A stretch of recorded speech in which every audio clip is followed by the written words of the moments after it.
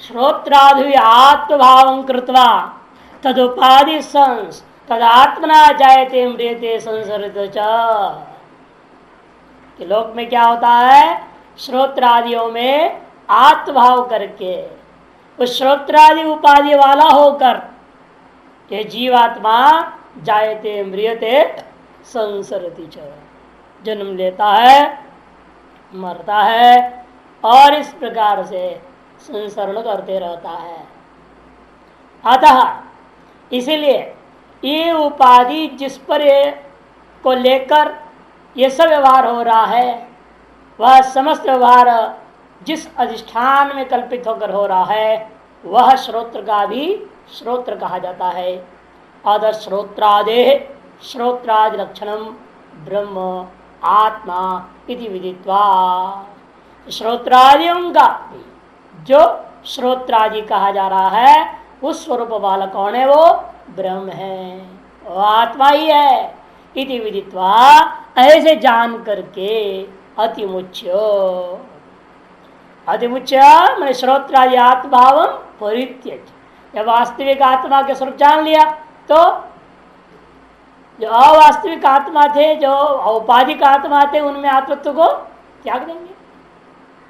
जब निरुपाधिक आत्म स्वरूप का बोध हो जाए, जितने भी सोपाधिक आत्माएं थी उनमें आत्मत्व जो भाव था उसको त्याग करके, जो इस प्रकार से ये श्रोत्रात्म प्रतिजंती ते धीरा धीमंत, जो लोग इस प्रकार श्रोत्रादि में विद्यमान आत्मभाव को त्याग कर देते हैं वे ही लोग वास्तव में धीर हैं, धीमान पुरुष, बुद्धिमान लोग।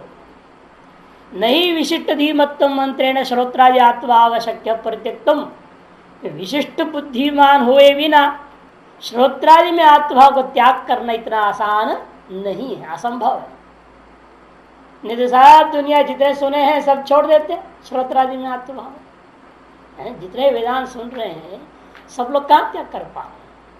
कश्चित धीर, कोई कोई बुद्धिमान ऐसा होता है वो विशिष्ट बुद्धिमत्ता के बिना, दृश्य तो अग्रया बुद्धिया सूक्ष्मया सूक्ष्मदर्शी भी, ऐसे सूक्ष्मदर्शी जो होते हैं वे ही लोग विशिष्ट बुद्धि के वाले होकर के ही उसके बिना, विशिष्ट बुद्धिमत्व मैंने बुद्धिमत्व मंत्रेण, विशिष्ट बुद्धिमत्व के बिना श्रोत्रादि में विद्यमान आत्मभाव को परित्यक्त नहीं शक्य हो, परित्याग करना संभव नहीं है।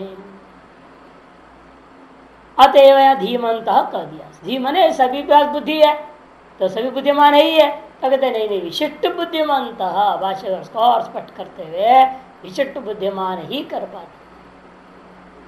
प्रेत्य अस्मात् लोकात्, प्रेत्य में व्यावृत्य, किससे अलग होकर के, किससे पृथक होकर के, कहते हैं अस्मात् लोकात्, इस लोक से अलग हुआ।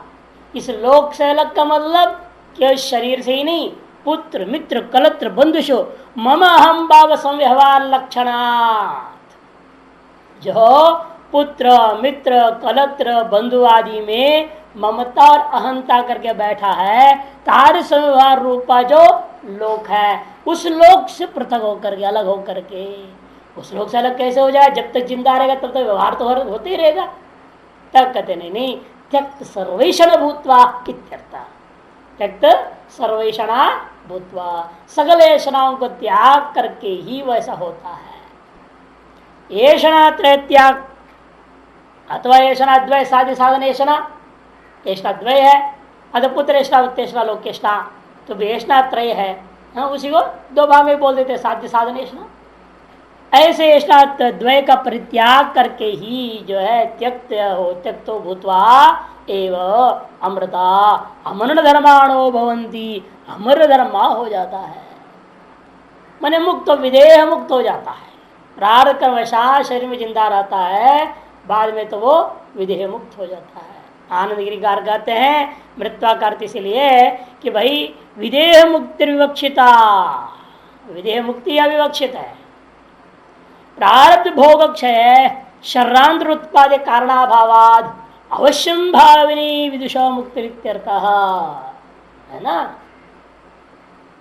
क्योंकि प्रारब्ध कर्म का भोग करके क्षय हो जाने के बाद शरीरांतर की उत्पत्ति में, दूसरे शरीर की उत्पत्ति में कारणाभाव, कोई कारण नहीं रह जाता है। इसलिए अवश्यम भावी विदुषो मुक्ति, विद्वान की मुक्ति अवश्यम भावी है, ये इसका अर्थ है। न कर्मणा न प्रजया धने न त्यागे नैकी अमृतत्व मानस हो। कैवल्योपनिषद में प्रथम खंड के दूसरे ही मंत्र में कहा है न कर्मणा न प्रजया धने न वा त्यागे नैकी अमृतत्व मानस हो।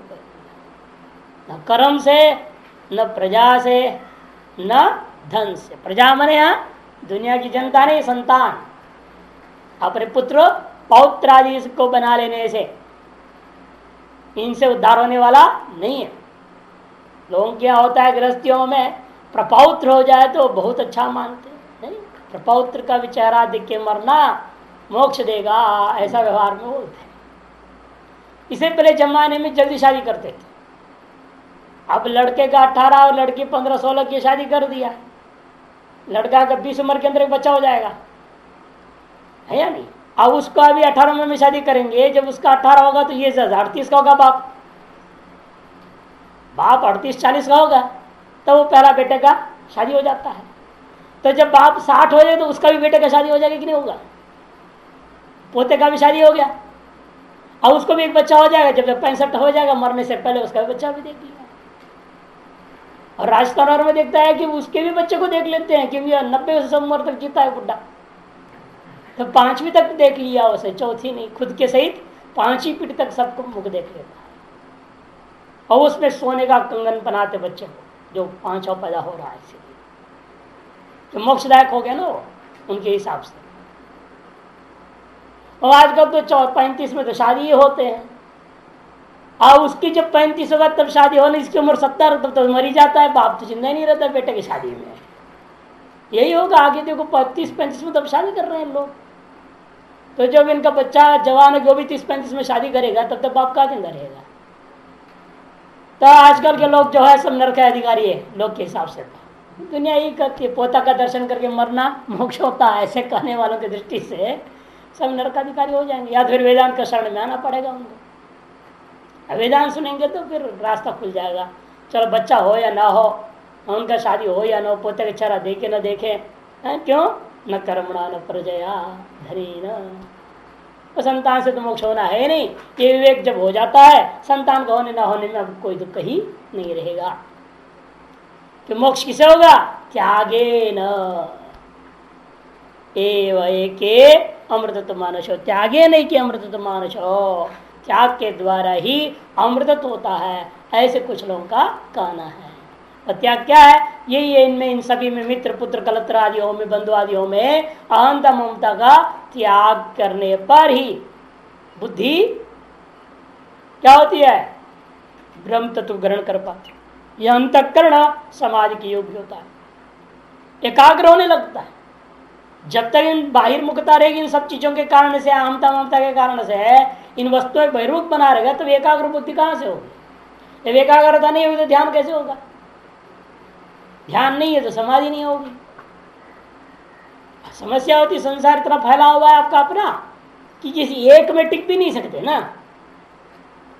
अभी भगवान अच्छा करता है, जिसका भाई बहन कोई नहीं, जिसका बच्चा काचा कोई नहीं, माँ बाप भी मर गए, सारा रास्ता खत्म हो गया, उसे भगवान ने बड़ी कृपा कर दी। क्योंकि अब मियाँ बीवी दो ही हैं, तो मियाँ बीवी का चिंतन करे, बीवी मियाँ का चिंतन करे, और दूसरे का चिंतन ही नहीं है। एकाग्र हो गया ना अब चित्त, देश चित्त से धारणा, एक जगह बंद जाना चाहिए मन। अब अन्य में जाएगा ही नहीं मन, जब अन्य है ही नहीं उसका कोई। इसे संन्यास में ये होता है कि वह सब संबंध छोड़ दिया तो उसका मन बुद्धि आसानी से एकाग्र हो जाएगा, शास्त्र आदि में लग जाएगा। क्योंकि किसका चिंतन करेगा, न बीबी का ख्याल रखना है, बीबी तो है नहीं, औरत है तो मियाँ है नहीं, तो ख्याल क्या करना, उसका रोटी भी नहीं बनाना, नहीं कहीं भी नक्षत्र में खा लिया। तो स्वतंत्रता पूर्ण हो जाता है और पराधीनता नहीं रहती है, अन्य का ख्याल रखने के लिए बहिर्मुख होने की जरूरत नहीं पड़ती है, और योगक्षेम के सिर्फ चिंता समाप्त हो। प्रार्थ कर्मानुसार जो मिल गया रोटी तो रोटी, इधर छाला ने संतुष्ट, खाएगा पिएगा चलेगा, काम चल रहा, किसी चीज की चिंता नहीं रहती। तो एकाग्र आसानी से हो जाता है। तो ध्यान होगा, ध्यान होगा तो समाधि होगी, समाधि होगा तो मुक्ति हो जाएगी। इसलिए यहाँ पर त्यागे न अमृतत्व कह दिया, वह भी त्यागे न ज्ञात्वा अमृतत्व, ऐसा अध्ययन कर लेना। त्यागे न ज्ञात्वा अमृतत्व, जैसे कल विचार हो चुका है। और कठोपनिषद में इसको और विस्तार से समझाया। परांचिखाणी वितरण स्वयंभूस तस्मात् परांग पश्यदेनांतरात्मन कश्चित धीर प्रत्यगात्मानमेक्षत आवृत चक्षुरमृतत्वमिच्छन्। शुरू का और अंत का भाग दे दिया, बीच का छोड़ दिया।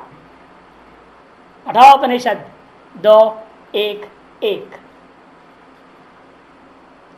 परांचिकाणी वितरण स्वयंभू है, स्वयंभू परमात्मा मानो एक तरह से कि सारी इंद्रियों को परांची बहिर्मुख करके वितरणात् हिंसित कर दिया है।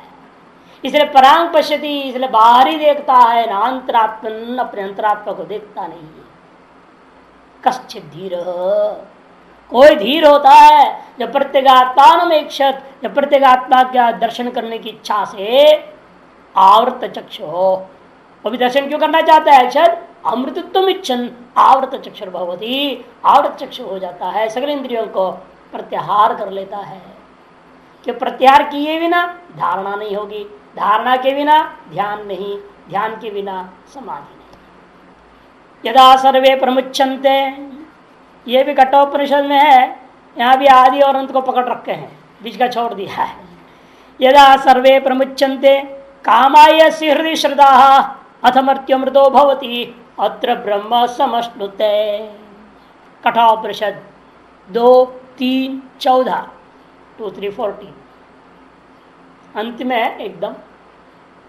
यदा सर्वे प्रमुच्यन्ते कामा, जब सारी कामनाएं आपको छोड़ देते हैं, अर्थात आपने कामनाओं को छोड़ दिया। कामना आपको कहां से छोड़ेंगे? काम कहाँ है? कामनाएं वस्तु का स्वभाव है कि पुरुष का स्वभाव है? वस्तु का स्वभाव नहीं है। क्यों? यदि वस्तु का स्वभाव होता तो सदा ही उसके प्रति आकर्षण बना रहेगा। लेकिन ऐसा होता है, सब वस्तु सामने पड़ा है तो भी आप उपेक्षा कर दे रहे हैं।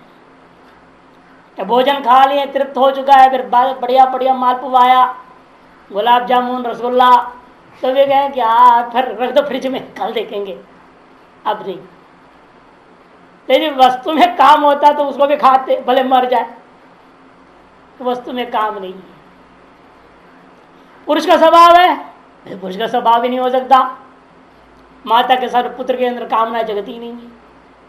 माता को देख करके पुत्र जवान भी हो गया हो, अपनी माँ को देख करके उसको इच्छा होगी किसी प्रकार का? विचार नहीं हो सकती। अगर पुरुष का भी स्वभाव नहीं, तो अपनी पत्नी को देखेगा, विशेष तरीके से देखेगा तभी होगा ना, कामना जगेगी। अन्य औरत को भी देखेगा, समान वय वालों को भी देखेगा, विषम वय वालों को भी देखेगा, पत्नी से ज्यादा सुंदर को भी देखेगा तो डरेगा भी, कम से कम कहेगा पता नहीं किसकी पत्नी है। हाँ? भले एक क्षण के लिए बुरा दृष्टि भी आ जाए, फिर चुप हो जाएगा। नियंत्रण में आ जाता ना आदमी का। तो इसीलिए पुरुष का स्वभाव भी नहीं, फिर कहां से आए? संकल्पात जायते, केवल कामना संकल्प से पैदा होता है। आध्यासिक संकल्प, वो भी संकल्प भी कहां से आया? फिर वो अध्यास से ही पैदा हुआ। वास्तव में संकल्प भी नहीं है, अथवा न कामना है न कुछ है। जो है मान रहे उसके लिए कहा जाता है यदा सर्वे प्रमुच्यन्ते कामाः। कहा माना किस लिए कामनाएं? ये अस्य हृदय श्रद्धा, जो इस साधक के हृदय में आश्रित। कहाँ है ये सब? साधक के हृदय में, सिद्ध का नहीं, साधक का हृदय। ये अस्य हृदय श्रद्धा, अस्य मैंने साधकस्य हृदय श्रद्धा कामः यदा प्रमुच्यन्ते तदा मर्त्यो अमृतो भवति, तब यह मर्त्य अमृत हो जाता है। और अत्र ब्रह्म समष्टुत है, इस शरीर में जीते जी और ब्रह्म भाव को प्राप्त कर जाता है।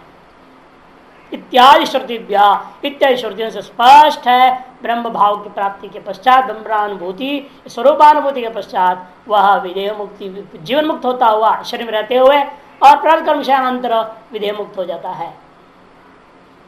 अथवा एक और पक्ष भाष्यकार दे रहे हैं अतिमुच्चित्यनेन ऐषणा त्याग से सिद्धत्वात्। अतिमुच्च इसके द्वारा श्रोत्रादि में आत्मभाव का त्याग पदार्थ लिए थे और अब सीधा कहते हैं ऐषणात्रय का त्याग सीधे सीधे ऐषणा त्याग से सिद्धत्वात् अस्मात् लोकात् प्रेत्य अस्मात् शरीरात् प्रेत्य मृत्वा इत्यर्थ। उस पक्ष में क्या होगा फिर प्रेत्यकार मृत्वा इस शरीर से अस्मात् लोकात् मतलब क्या लिया था अपने पुत्र मित्र कलत्र बंधु आदियों में हंता ममता और अब क्या हो गया अस्मात् लोकात् का मतलब अस्मात् शरीरात् प्रेत्य मने मृत्वा में विधेय मुक्ति शरीरात् प्रेत्य मृत्वा इत्यर्थ विधेय मुक्ति का पक्ष। पहला अर्थ में जीवन मुक्ति कथन कर रहा है और दूसरा पक्ष में विधेय मुक्ति का कथन कर रहा है। पहला पक्ष में क्या है शरीर में रहते हुए उसने अहंता ममता को सभी चीजों में त्याग दिया और श्रोत्रादि में आत्मभाव को भी त्याग दिया। तो पहले अतिमुच्चकर श्रोत्रादि में आत्मभाव को त्यागना और अस्मात् लोकात् प्रत्येक कर दिया पुत्र मित्र बंधुओं कलत्र आदियों में अहंता ममता को त्यागना चेष्टा को त्यागना। ऐसा करने से क्या होता है फिर वह जीवन मुक्ति अर्थ लेनी पड़ती है अमृता भवंती। अथवा दूसरा पक्ष में क्या है अस्मात् लोकात् प्रत्यय में ही चेष्टाद्वय का त्याग कर दो। वहीं पर अर्थ लेंगे हम किसका त्याग है श्रोत्रादि आत्मभाव का भी त्याग है और पुत्र मित्र कलत्रादियों में भी आत्मभाव अहंता ममता का त्याग है ऐष्णा का त्याग अति उच्च से ही ले लेना। तब प्रत्येक होगा इस शरीर से त्यागना इस शरीर से मरने के बाद अमृता भवंती विधेय मुक्ति होता है। इस तरह से दोनों पक्ष को यहाँ भाष्यकार ने दिखा दिया। जीवन मुक्ति पर घटा लो इस मंत्र को चाहे आप विधेय मुक्ति पर घटाना चाहें आपकी मर्जी है। न तत्र चक्षुर्गच्छति न वाग्गच्छति नो मनो न विद्मो न विजानीमो यथैतदनुशिष्याद् अन्य देव तद्विदितादथो अविदितादधि इति शुश्रुम पूर्वेशाम येनस्तद्व्याचचक्षिरे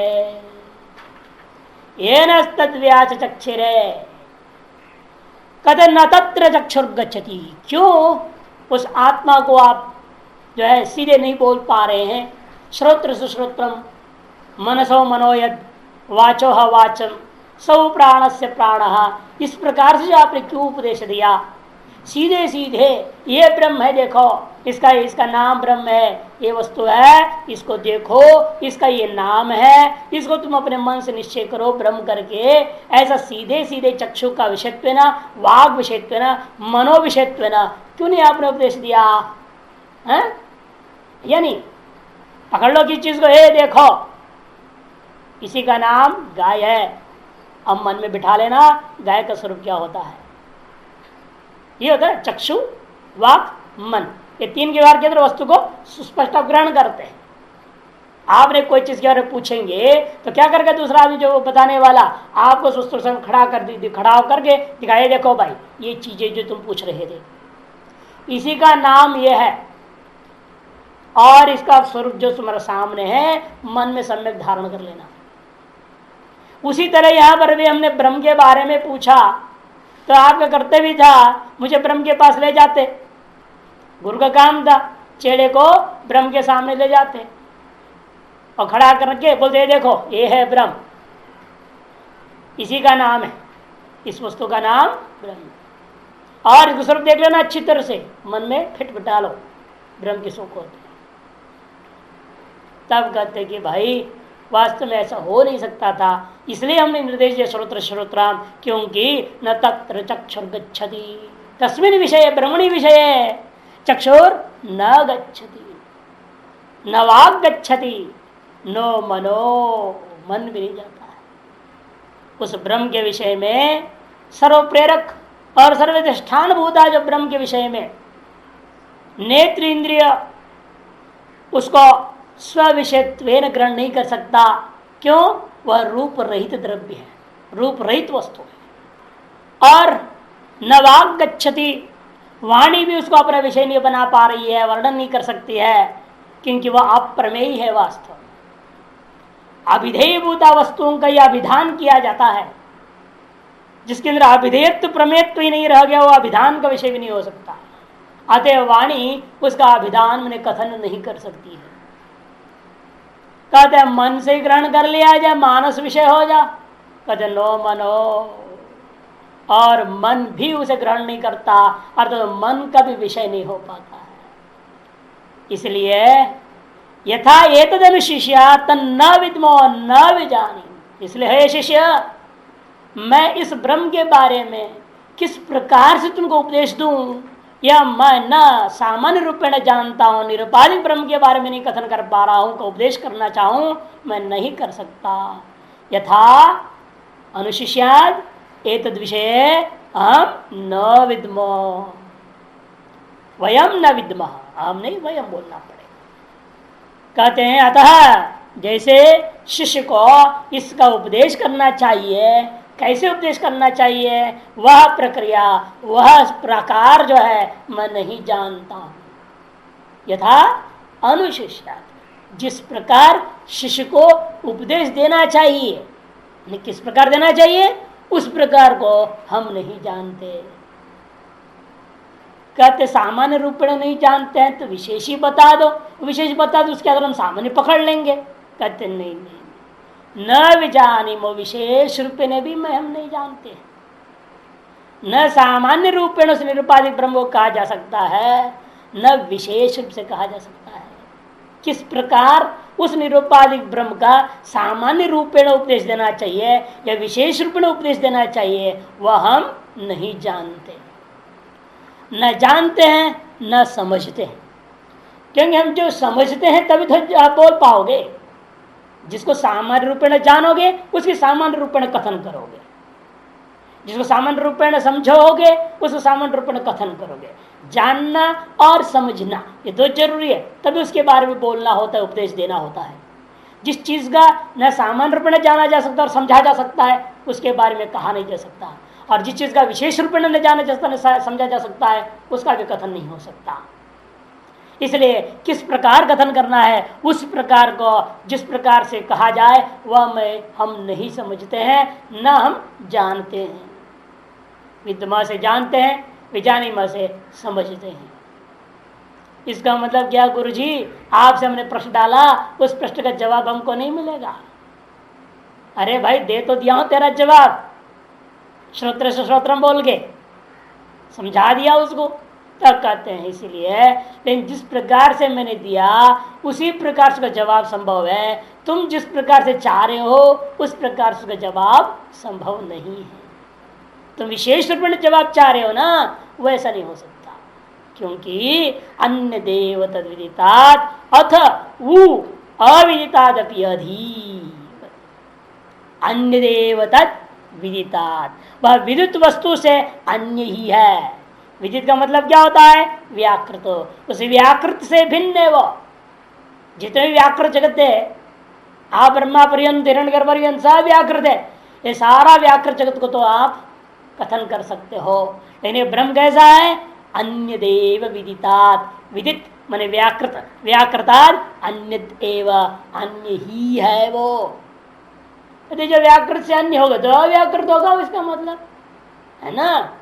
जब व्याकृत से भिन्न है तो अव्याकृत होगा, अव्याकृत होगा मैंने अज्ञान होगा, माया होगा, जड़ होगा वो है। नहीं नहीं नहीं नहीं, अथो अविदितादपि अधि, अविदितात् माने विदित भिन्नात्, विदित भिन्न कौन है, व्याकृत भिन्न, व्याकृत अज्ञान माया उससे भी अधि, उससे भी परे है वो, उससे भी ऊपर, उससे भी ऊपर अधि शब्द सुन के जैनियों ने कहा, रही इसका मतलब हो यहाँ से ब्रह्मलोक तक जो भी है 7 लोक है ना, भूर्व 7 है ये, वो 7 लोक से ऊपर है ब्रह्म, सब 7 आसमान के ऊपर अर्थ कर दिया इसने, ऐसे मंत्रों को पकड़ करके। यह अधि का मतलब उससे ऊपर शब्द होता है, अधिकार सीधा करो तो ऊपर ही अर्थ हो जाएगा, मैंने माया से भी ऊपर है। माया से कोई ऊपर खाली जगह होगी, इसका मतलब जहां बैठा होगा ब्रह्म, ऐसा अर्थ तो नहीं हो सकता है ना।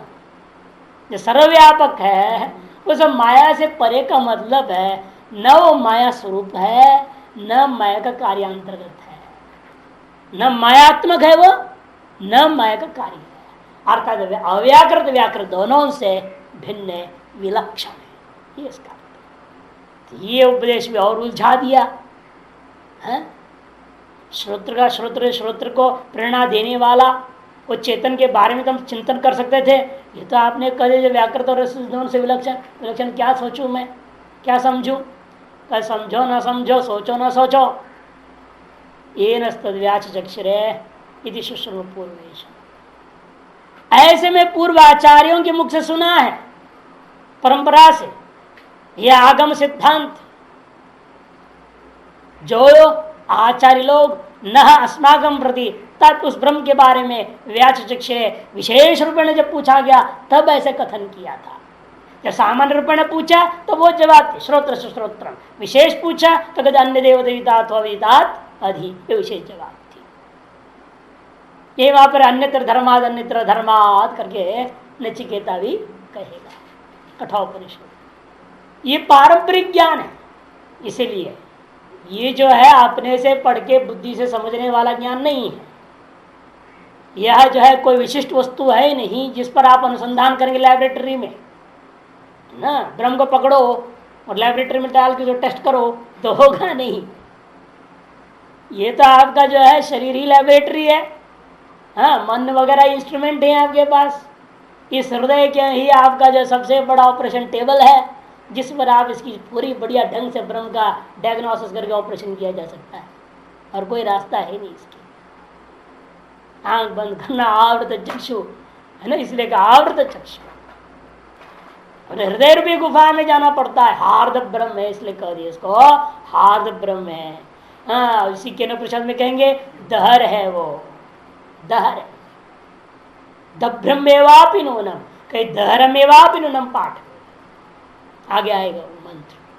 यस्मात् श्रोत्रादिरपि श्रोत्रादि आत्मूतम ब्रह्म अतो न तत्र तस्मिन् ब्रह्मणि चक्षुर्गच्छति। यह जो ब्रह्म है वो कैसा है, जिसलिए वह श्रोत्रादियों का भी श्रोत्रादि रूपा है। श्रोत्र का भी अधिष्ठान होने से उसका भी आत्मरूप है, तत्स्वरूप ही है। हमेशा वस्तु जो जो जिसका स्वरूप है वह अपने स्वरूप में उसकी प्रवृत्ति नहीं हो सकती। जैसे आग है, आग आग को जलाएगा कि कागज को जलाएगा? आग आग को ही जलाता है क्या? कभी नहीं जला सकता। आग अपने स्वरूप में कोई प्रवृत्त नहीं हो सकता है। ऐसा श्रोत्रादियों का भी जो स्वरूप होता है चैतन्य जो है, उस चैतन्य के प्रति श्रोत्रादि प्रवृत्त नहीं हो सकते।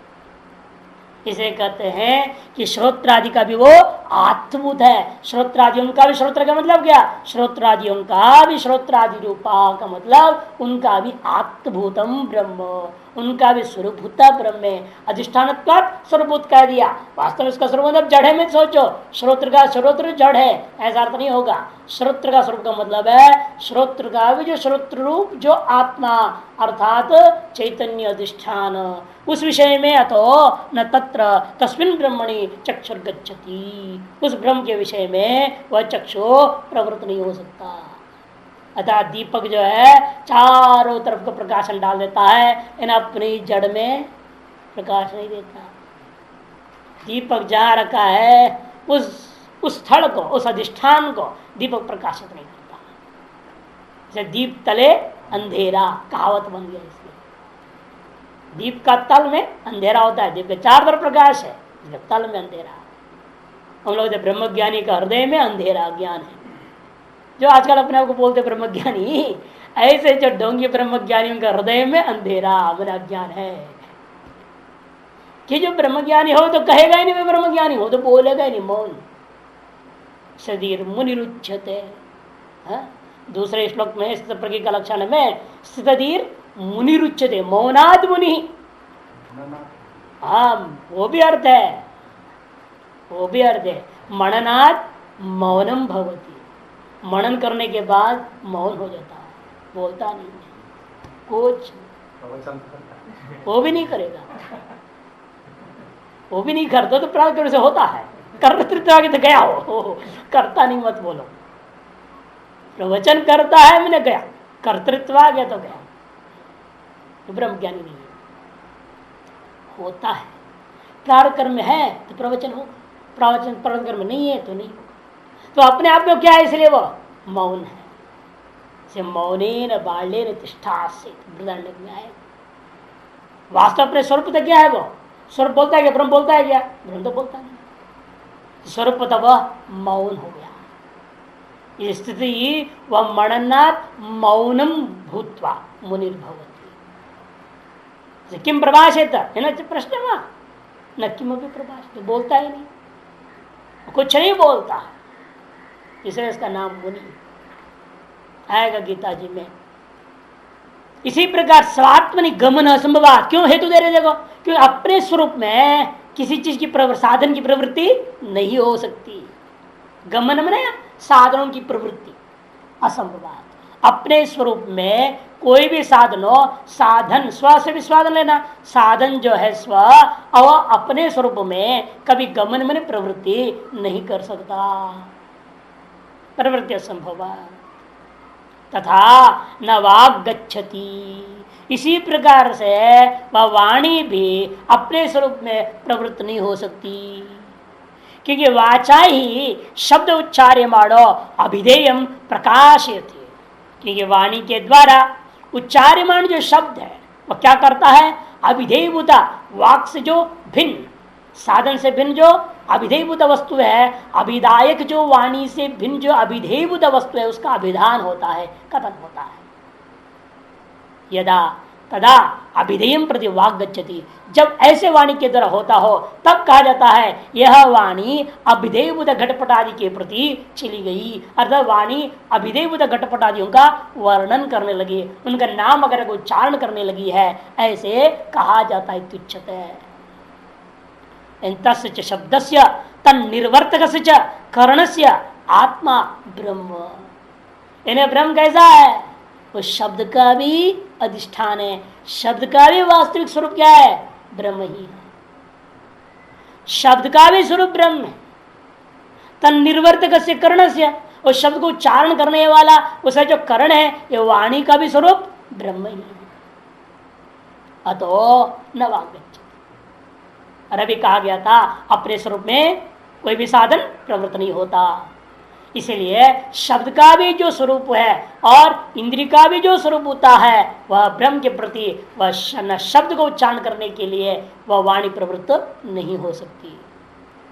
अध्यस्त ही अधिष्ठानम एवं स्वरूपम आद्यंत मदेशुत विचारात, ऐसे कैसे कह रहे हो, शब्द का भी वो स्वरूप है, शब्द का स्वरूप तो जड़ होना चाहिए ना, तो कहते नहीं नहीं, यहाँ तात्पर्य क्या है, आनंद गिरी स्पष्ट करते देखिए, अध्यस्त अधिष्ठानम एवं स्वरूप, अध्यस्त वस्तु का जो अधिष्ठान है वह अधिष्ठान ही अध्यस्त वस्तु का स्वरूप कहा जाता है। जैसे रज्जु क्या है, सर्प का स्वरूप है, सर्प का स्वरूप क्या है, रज्जु है, ऐसे व्यवहार हो गया, गलत नहीं है। क्यों, रज्जु जो कल्पित हुई है वह कहाँ हुई है, उसकी कल्पना, सर्प की कल्पना रज्जु में, और इसी रज्जु की कल्पना ब्रह्म में है ना। जिस प्रकार से सर्प की कल्पना का अधिष्ठान बता रज्जु को सर्प का स्वरूप कहा जाता है, इसी प्रकार रज्जु की भी कल्पना का अधिष्ठान कौन है, ब्रह्म है, इसे रज्जु का भी स्वरूप क्या कहा जाएगा, ब्रह्म कहना चाहिए। तद्दत सभी वस्तुओं में कि जो अध्यस्त वस्तु होता है उसका अधिष्ठान को ही क्या कहा जाता है, अध्यस्त का स्वरूप, ऐसे व्यवहार हो जाता है। अधिक घटपटादि सारा अध्यस्त वस्तु है, इन सब का अधिष्ठान ब्रह्म को कहा जाएगा क्या, इन घटपटादियों का वास्तविक स्वरूप है,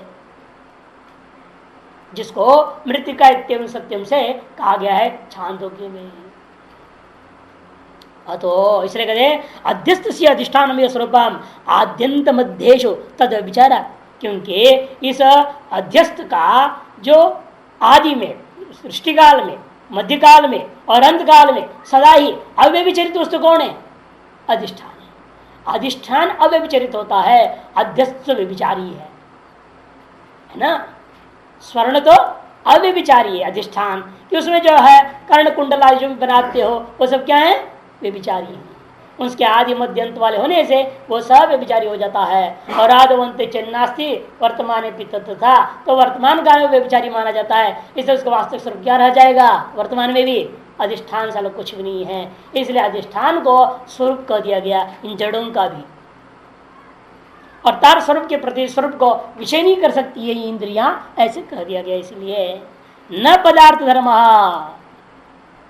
अतएव वह पदार्थ धर्म भी नहीं हो सकता।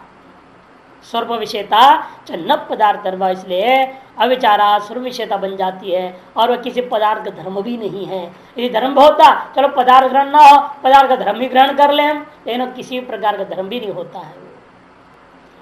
प्रतिपक्ष का अनुमान नीति के 2 नंबर टिप्पणी में दिया है। पूर्व पक्ष क्या अनुमान करना चाह रहा था यहाँ पर?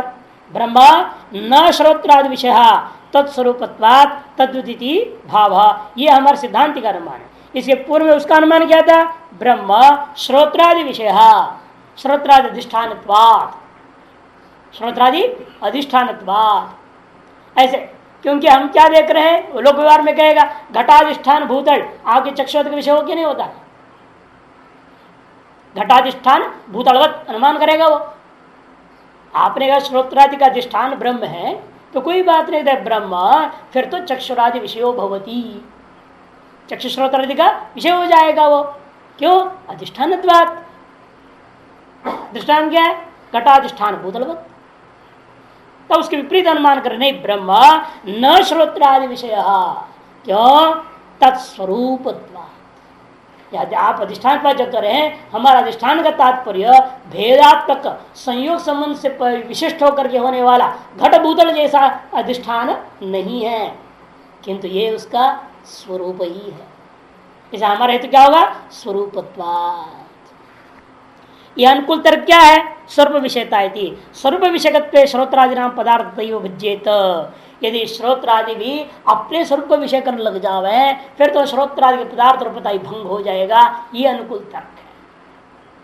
अतो न वाक् गच्छति, इसलिए वाणी जो है उसकी ओर प्रवृत्त नहीं हो सकती। यथा दृष्टांत समझा रहे भाष्यकार, अग्निर दाहकः प्रकाशकश्चापि सन् नहि आत्मानं प्रकाशयति दहति च तद्वत्।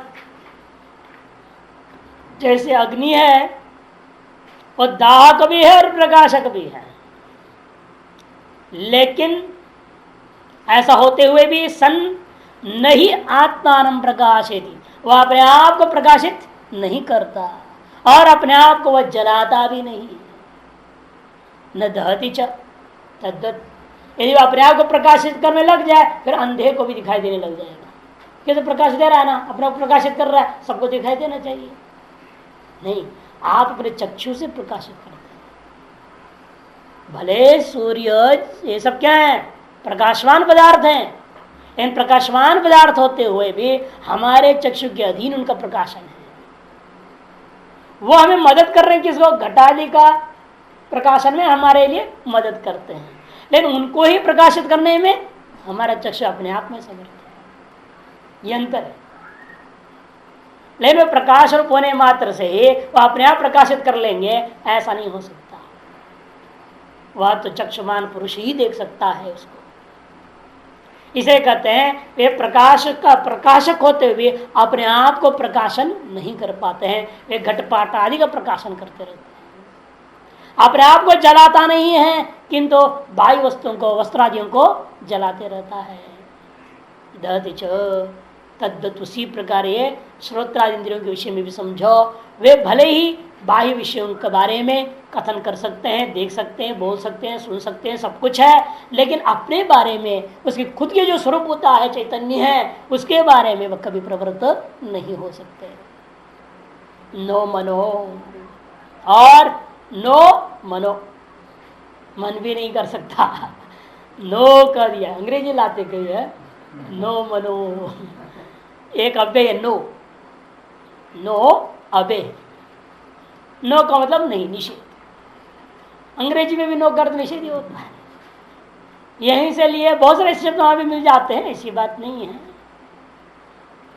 अंग्रेजी में भी बहुत सारे शब्द हैं जो संस्कृत से घटता है, मिलता जुलता है, अर्थ भी मिलते जुलते हैं।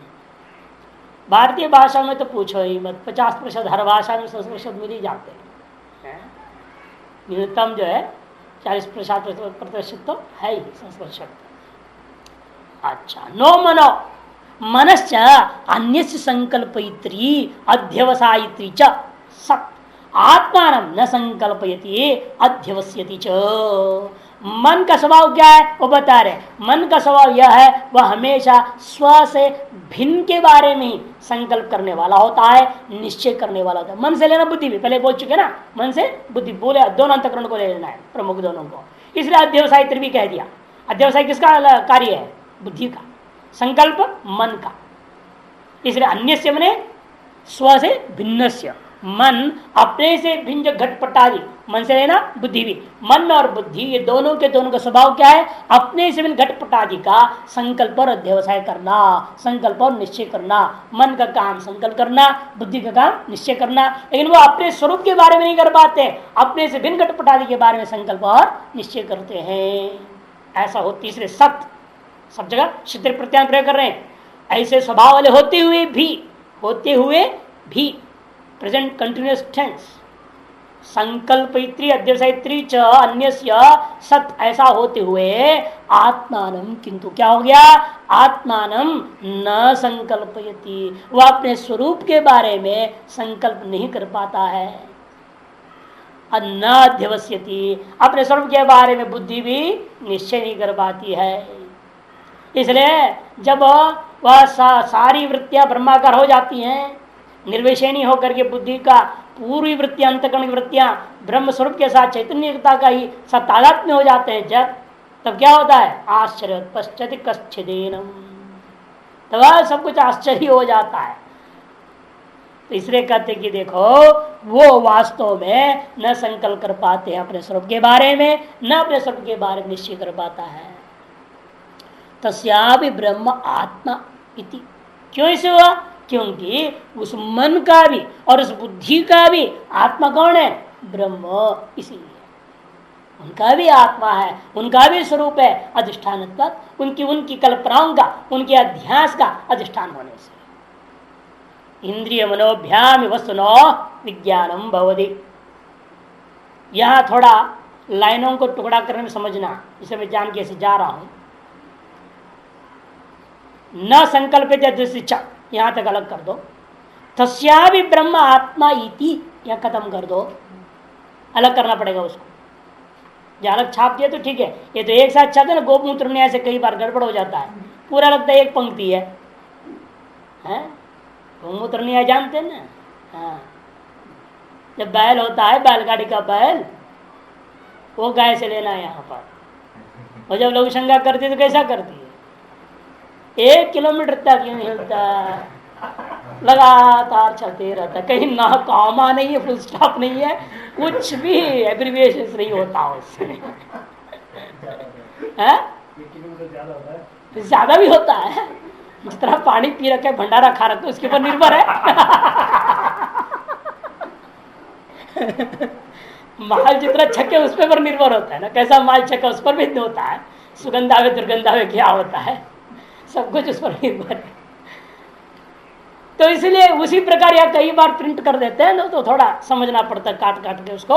इसलिए यहां पर खत्म करना, इंद्रिय मनोभ्यम वस्तु विज्ञानम, कॉमा होनी चाहिए, तद अगोचरत्वात् न विद्मः तद ब्रह्म ईदृशम इति, यहां खत्म। कि सामान्य नियम क्या है? ही यस्मात्, क्योंकि सामान्य रूप में नियम देखने को मिल रहा है, इंद्रिय और मन के द्वारा ही वस्तुओं का विज्ञानम भवति। ऐसा ध्यान कर लो, क्रियापद विज्ञान हुआ करता है। लेकिन तद अगोचरत्वात्, तद मने इंद्रिय मन, अगोचरत्वात् अविषयत्वात्, इंद्रिय और मन का अविषय होने से न विद्मः तद ब्रह्म ईदृश इति, इसलिए हम नहीं जान पा रहे हैं। क्या नहीं जान पा रहे हैं? वह ब्रह्म इस प्रकार है, ऐसा हम नहीं जान पाते हैं। अतः तुम्हें भी नहीं बता पा रहे शिष्य को, वो इस प्रकार से है। यथानुशिष्यात् न विद्मः है ना, उसको अन्वय कर रहे भाष्यकार यहाँ समझा रहे हैं। तद अगोचरत्वात् न विद्मः, वह इंद्रिय और मन का विषय न होने से हम उसको नहीं जानते हैं। किसको नहीं जानते हो? कभी उस ब्रह्म को इस प्रकार का है, ऐसे हम नहीं जानते। तो जब जानते नहीं है तो समझेंगे कहाँ से उसको, न तो न भी जानी मो, और जब उसको समझते भी नहीं, इस प्रकार है, ऐसा हम उसे नहीं समझ पाते हैं। जानाति विजानाति, जानाति मैंने जानना, विजानाति मैंने समझना। जानने के बाद खोपड़ी को लगाना पड़ता है थोड़ी देर, उसके बारे में समझना पड़ता है क्या कहा जा रहा है। हाँ जान ले, हाँ आप क्या बोल रहे समझ में आ गया, ऐसे लोग कह देते कई बार, ऐसा उल्टा उल्टा कर देते। अरे क्या जाना क्या समझा तुमने, पूरी ढंग से सुनो, पूरा सुनने के बाद उसको जानोगे, फिर उसको थोड़ा अच्छे से समझो, तब जवाब। कई फोन में बात करते मैंने देखा कई बार, अगला क्या बोल रहे पूरे सुनते भी ना, अपनी बात बोलते रहे बार बार बार बार। अरे भाई थोड़ा हमारा भी तो सुन, तो अपनी बड़बड़ा रहे, एक ही बार को 4 बार बोल देंगे। अरे अगले का जवाब भी तो सुनो क्या बोलना चाह रहा है, फिर अपना बात बोलो। ऐसा नहीं करते, कई लोग ऐसे गड़बड़ करते। हमने ये सब देखे, उन्हें छोड़ो फोन अटेंड ही नहीं करना, अगले को अकल ही नहीं सुनने का ना सुनाने का, तो क्या हम सुनाए ना क्या हम सुने। इसलिए कहते हैं उसको जानो और समझो दोनों, लेकिन हम उस ब्रह्म को इस प्रकार का है ऐसे न जान पाते हैं न हम समझ पाते। यथा येन प्रकारेण एतत् मने ब्रह्म अनुशिष्यात् उपदिशेत शिष्याय इति विप्रायः, जिस प्रकार से हम उस ब्रह्म के बारे में शिष्य को उपदेश दे सकें, ये इसका अभिप्राय है। जिस चीज को हम जानते हैं और जिस चीज अच्छी तरह समझते हैं, उस चीज को जिस प्रकार से हमने जाना है, जिस प्रकार से हमने समझा है, उसी के अनुरूप जो है हम उसको दूसरे शिष्य को उपदेश दे सकते हैं। लेकिन हम इस तत्व को नहीं जान पाते हैं, न समझ पाते, इस शिष्य को हम उपदेश दे भी नहीं सकते हैं। वो इस प्रकार है, ऐसे विशेष रूपेण या सामान्य रूपेण उसका स्वरूप का वर्णन नहीं हो सकता, किंतु केवल लक्षित करते हैं। लक्षित करने के लिए शब्द प्रयोग होता है श्रोत्र से श्रोत्रम, ये कहना पड़ा। यदि कर्णगोचरम तद अन्यस्मा उपदेष्टुम शक्यम। नियम क्या है, जो इंद्रियों का विषय होता है, मन का जो विषय होता है, उसी को हम दूसरों के लिए उपदेश देने में समर्थ हो जाते हैं। उपदेष्टुम अन्यस्मयी उपदेष्टुम शक्यम, अन्यस्मयी है वो ये आयादेश व यकार का लोप, अन्यस्मा उपदेष्टुम वो है ना पर में, इसे यकार का आई यकार लोप हो गया, मैंने अन्यस्मयी उपदेष्टुम शक्यम, उस तत्व को हम दूसरों के लिए उपदेश देने में समर्थ हो जाते हैं।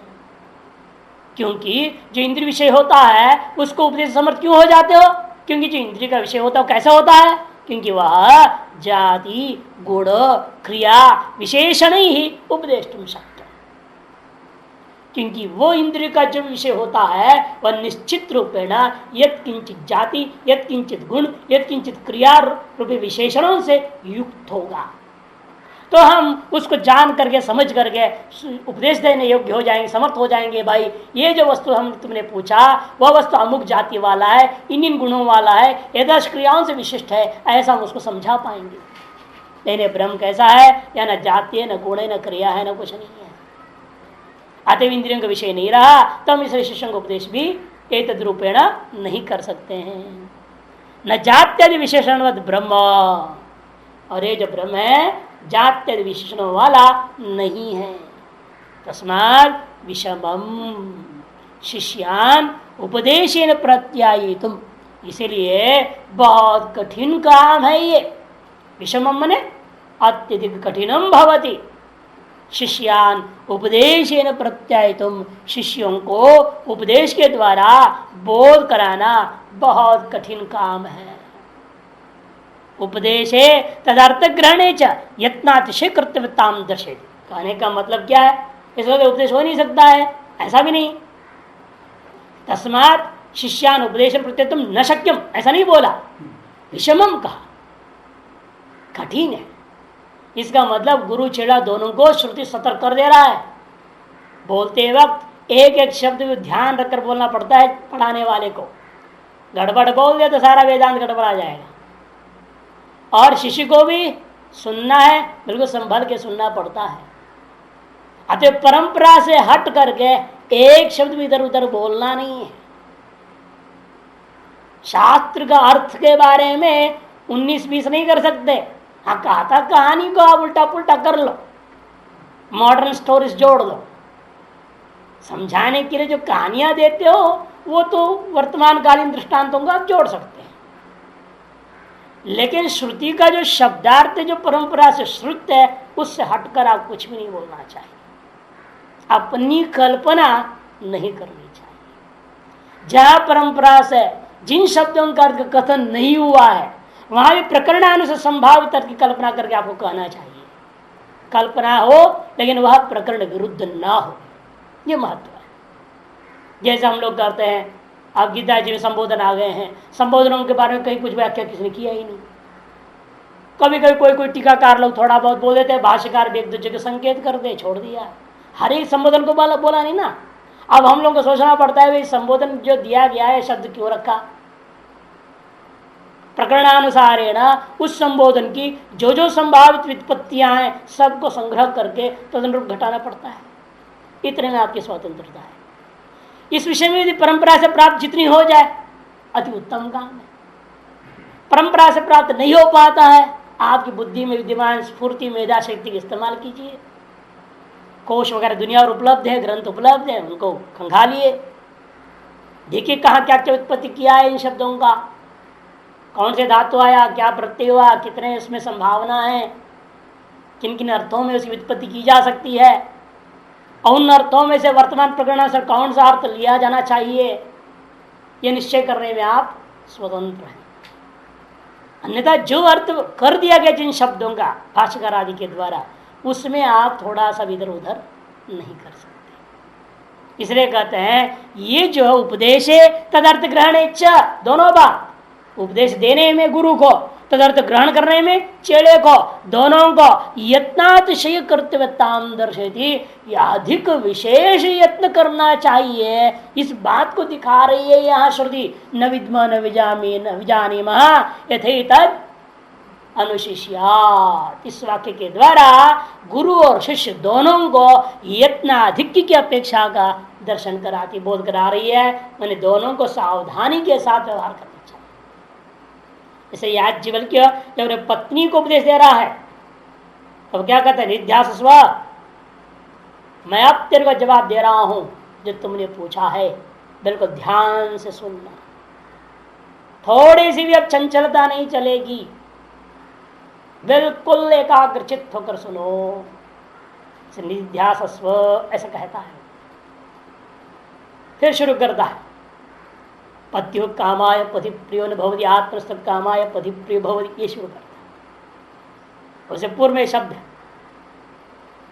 ये इन्हीं श्रुतियों के आधार पर भी है। श्रुतियां एक दूसरे को दृष्टांत कथा है, ये विधि है। न विद्वान न विजानीमा यथेतद् अनुशिष्याद, एक तरह से विधि हो गया गुरु और शिष्य के लिए, और इसका अभिनय वहां हुआ याज्ञवल्क्य मैत्री संवाद में, दृष्टांत बन गया।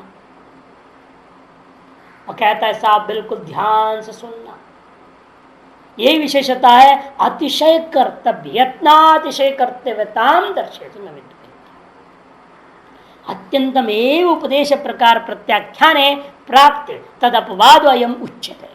तब पूर्व पक्षी कह सकता है कोई, इसका मतलब बिल्कुल इसका उपदेश हो ही नहीं सकता ऐसे तत्व का, जो जाति गुण क्रिया से विशिष्ट नहीं है, ऐसे तत्वों का उपदेश तो कोई कर ही नहीं सकता। अत्यंतमेव उपदेश प्रकार प्रत्याख्यान, प्रत्याख्यान मैंने खंडन कर देने पर कोई कहे इसका उपदेश का कोई प्रकार हो ही नहीं सकता, ऐसे आत्यंतिक निषेध कर देने पर, निषेध की प्राप्ति होने पर उस तद अपवाद एवं उच्यते, उसके अपवाद के रूप में अगला मंत्र कहता है सत्यम एवं प्रत्यक्षादि प्रमाण न पर प्रत्यायितुम शक्य आगमन तो शक्य तो ये प्रत्यायित। ठीक है, यह बात बिल्कुल सही है कि प्रत्यक्षादि प्रमाणों के द्वारा शिष्य को इस ब्रह्म तत्व का बोध कोई नहीं करा सकता। प्रत्यक्ष अनुमान उपमान शब्द में भी उपनिषद को छोड़ करके बाकी भी शब्द के द्वारा अर्थापत्ति अनुपलब्धि किसी भी प्रमाण के द्वारा आप उस ब्रह्म का बोध करा नहीं सकते। शब्द से हो सकता है, शब्द में भी आगम रूपा शब्द से हो सकता है। इसे कहते हैं आगमेन तो शक्यत एव प्रत्यायितुम। किंतु ये जो आगम प्रमाण है, ये जो उपनिषद प्रमाण है, इसी के द्वारा गुरु जो है शिष्य को बोध करा सकता है, अन्य कोई रास्ता नहीं है। तद उपदेशार्थम आगमम आह, इसलिए एतार्श उपदेश करने के लिए ही उस तदमन ब्रह्म का उपदेश करने के लिए शिष्य को अब आगम प्रमाण को इस्तेमाल करता हुआ गुरु कह देता है। अन्य देव तद्विदितात् अथो अविदितादीति।